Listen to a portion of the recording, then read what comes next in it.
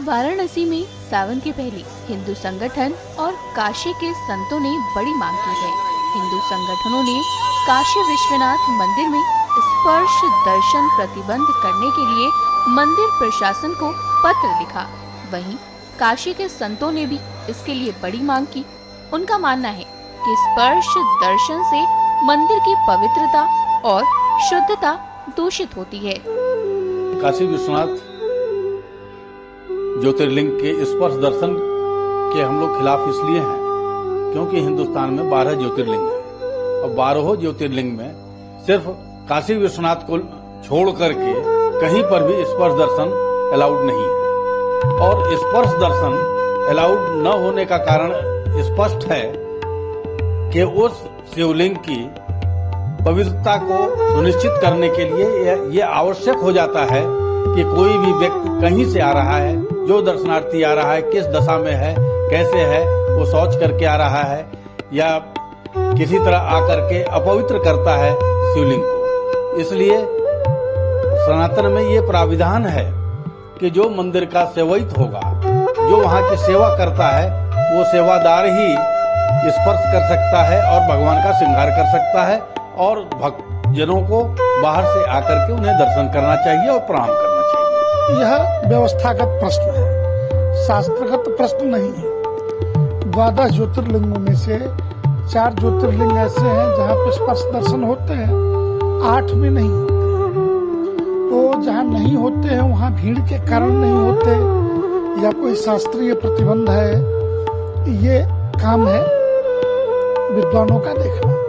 परंतु 4 जिन स्थानों पे होते हैं, नासिक है, काशी में विश्वेश्वर है, भीमा शंकर है और देवघर है, यहाँ पे स्पर्श दर्शन होते हैं।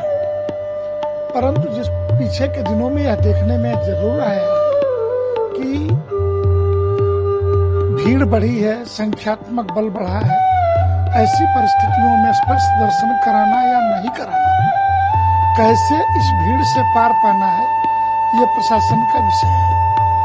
हम लोगों की सलाह तो यही है कि अन्य ज्योतिर्लिंगों में अगर स्पर्श दर्शन नहीं है तो यहाँ भी स्पर्श दर्शन बंद करना चाहिए। परंतु जो अधिकारी निर्णय लेते हैं ये छोटे अधिकारी हैं। बड़े बड़े न्यायविदों को, जजों को, मुख्यमंत्रियों को, बड़े बड़े केंद्रीय मंत्रियों को कौन रोकेगा? कैसे नहीं कारपेट बिछेगी? भले संविधान ने हमें समानता का अधिकार दिया हो कि सभी नागरिक के समान, परंतु बोलने में तो अच्छा लगता है, भेदभाव जबरदस्त है।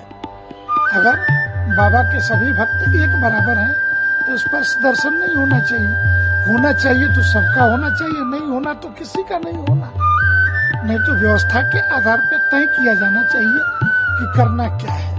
परंतु शास्त्रगत जहाँ तक सवाल है वो दोनों पक्ष है, कुछ स्थानों पर होते हैं और कुछ स्थानों पर नहीं होते। श्रद्धालुओं में समानता की भावना नहीं रहती है।